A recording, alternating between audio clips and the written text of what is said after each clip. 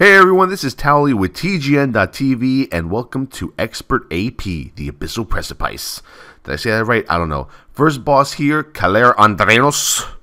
Maybe he's a Spaniard. Sounds like he's Cuban. I don't know. Who knows? Anyway, a few abilities in this fight, mainly just two. He will put a debuff on a certain person that will create an aura around you. And if anyone is near you, you will get sucked into that person with the debuff. It kind of sucks because if you're on top of the tank and you have it and I'm trying to run away as I'm doing now, for the next ability I'm going to explain, it totally sucks. As you see right here, someone's going to get the debuff inside of the melee here, and you're going to see me kind of get like sucked into that person momentarily, and that person kind of runs out. Now, the second thing that he does is he puts up a shield. He puts up an aura on the ground, as you can see right there in the back. You can't stand in it. Area of effect. It's like standing in fire. Don't do it, please. And what comes out of it is this nice big stone. What do you use this big rock stone for? Well, he does something called Icy Explosion. Anyone who is in line of sight of Icy Explosion will die. I've tried to use my magical cooldowns using my Void Knight spec, which absorbs like 6,000 magical damage.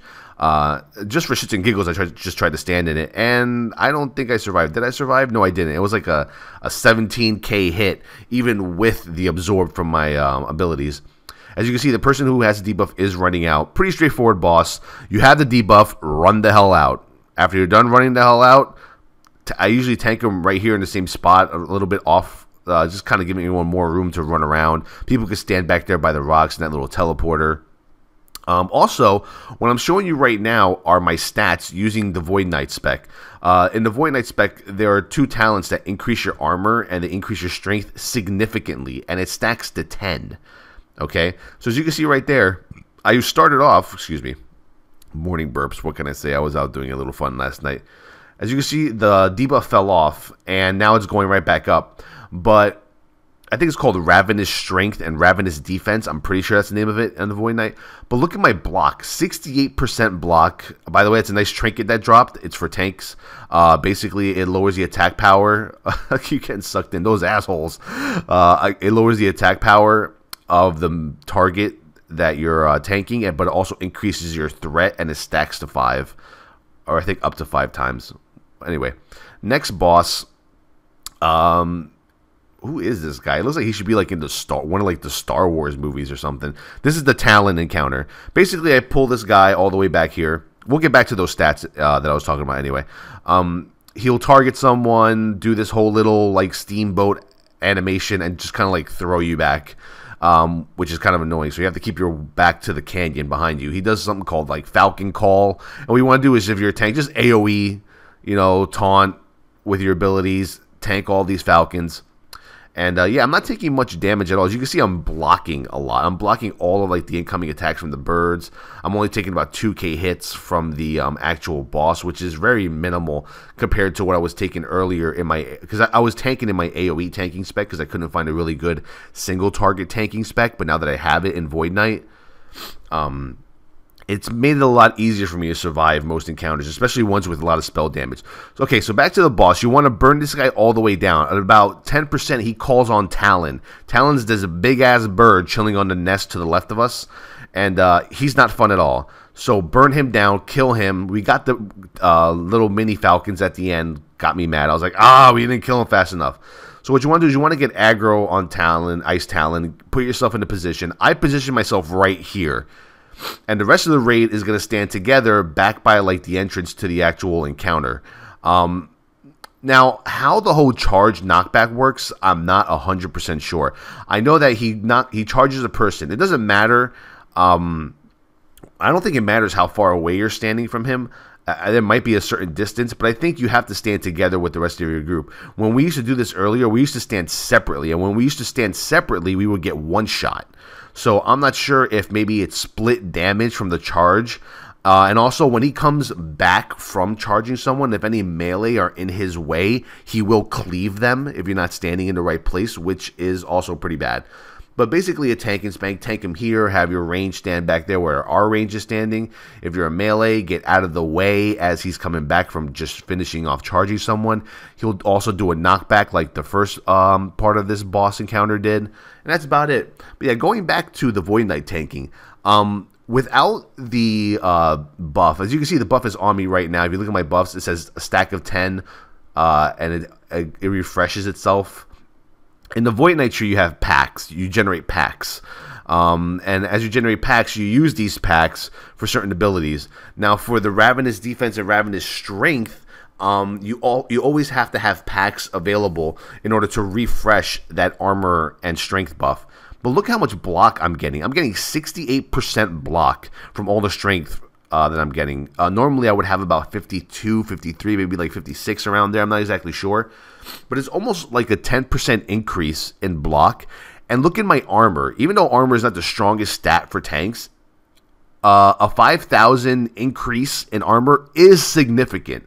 I don't care how you want to calculate it. People have been theory crafting. Oh, well, armor is not that great at all. It's I don't think it's peachy keen, and you know, I really don't find it copacetic to even just worry about armor. And I'm like, yeah. But when you start with 9.5k armor, and then this buff keeps you at 14,000, 13,000 the entire fight, that is a significant buff. Okay, 100% hands down.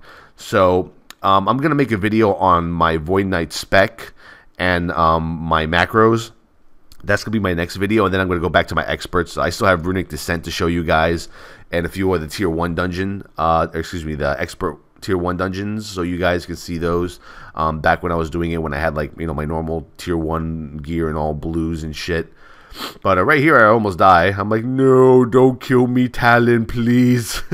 But I have a lot of mitigation, and I have a lot of, you know, just having that much armor and all that block just helps out in crucial parts of the fight, especially at the end. Oh, I've seen that chestplate drop 100 million times. All right, next fight is the Bloodwalker. By the way, if you guys have any input on any of the fights, the actual names of most of the abilities, by all means, you know, go for it. Because sometimes, like I said, when I'm tanking, people just say, stand here, stand there, don't do this, don't do that. And that's exactly, you know, what...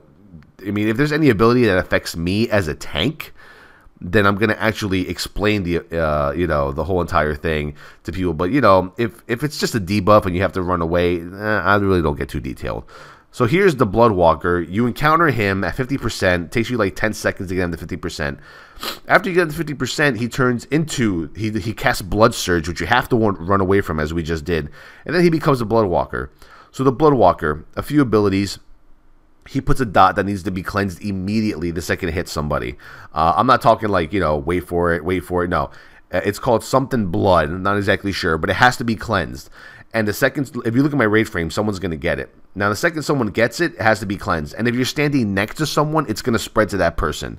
So you kind of want to stay spread out. What we do is we actually stack for when he wants the blood of somebody.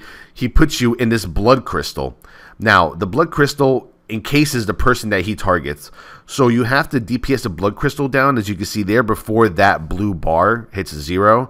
But as you can see, we're well ahead of the DPS curve for this. So that basically another tank and spank. I tank him.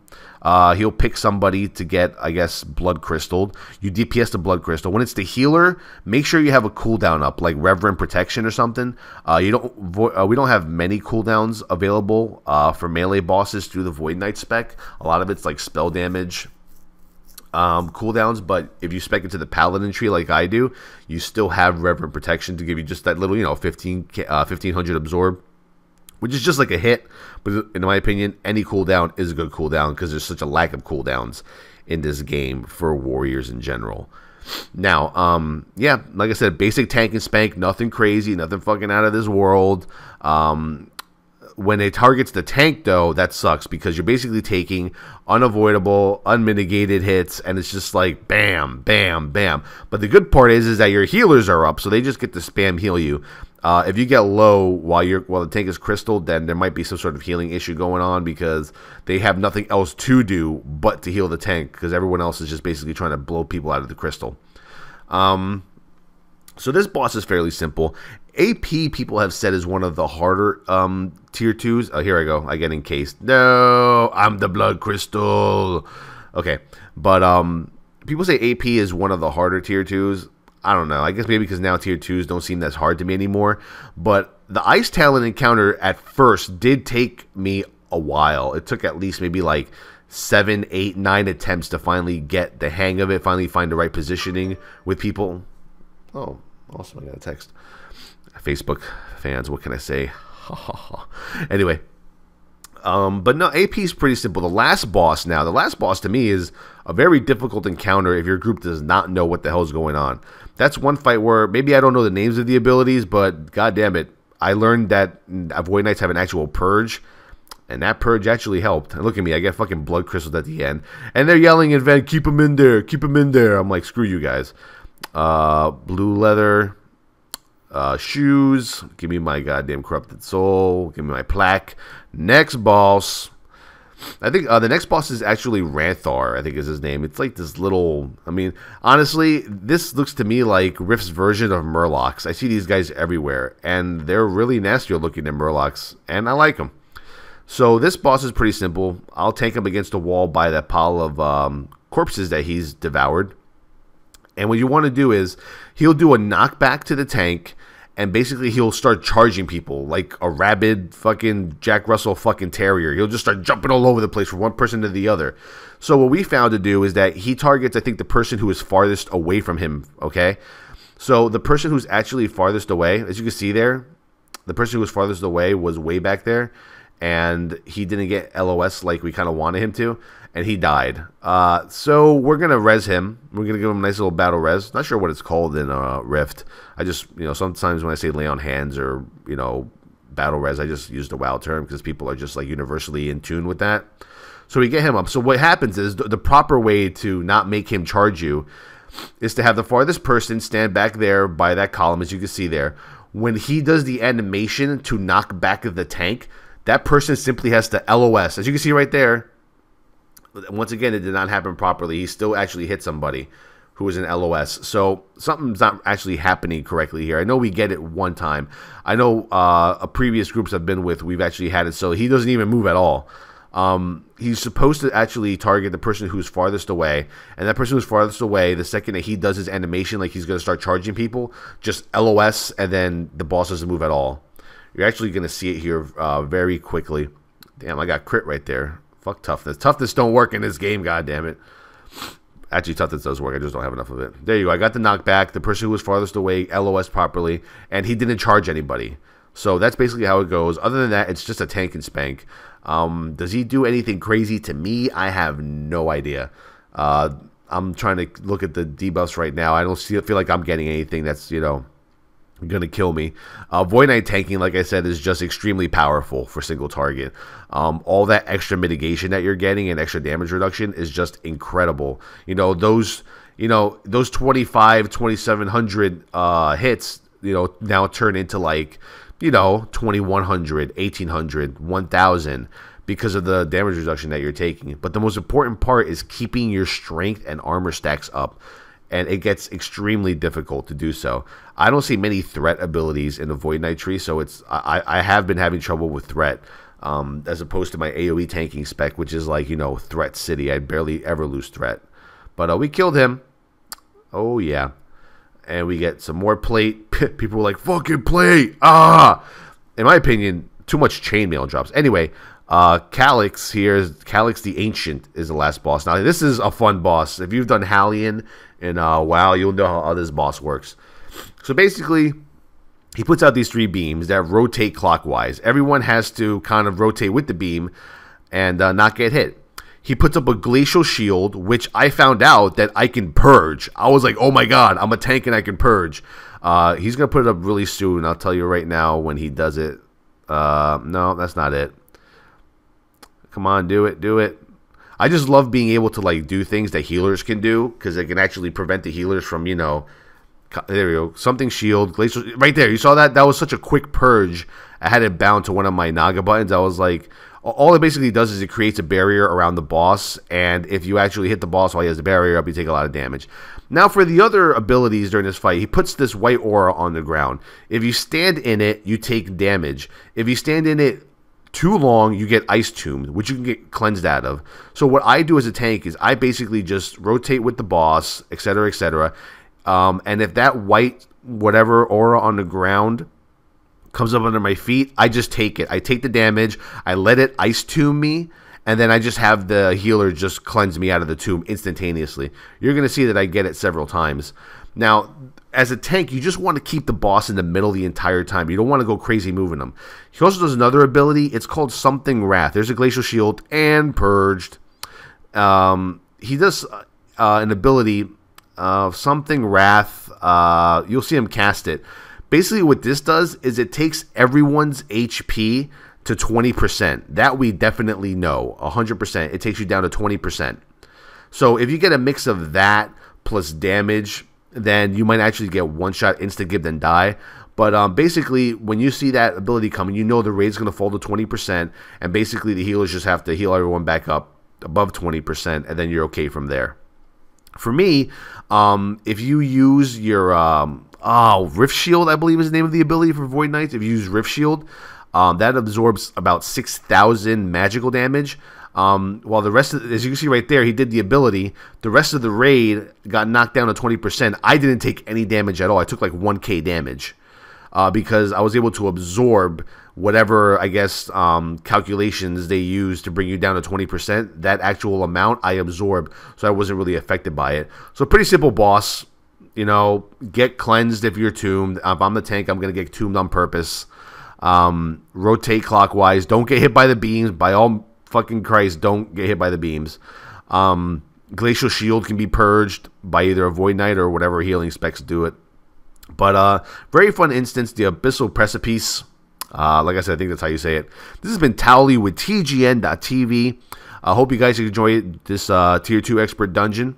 If you have any questions, suggestions, if you have any comments, if you actually want to get more specific with the video, let's go ahead and talk about it, baby.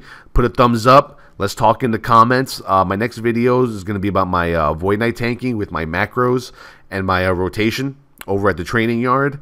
Twitter.com/TowelTheTank, Facebook.com/TowelTheTank, TGN.TV. It is the place to be. Get more views. Just watch us. We're going to explode, baby. Peace out.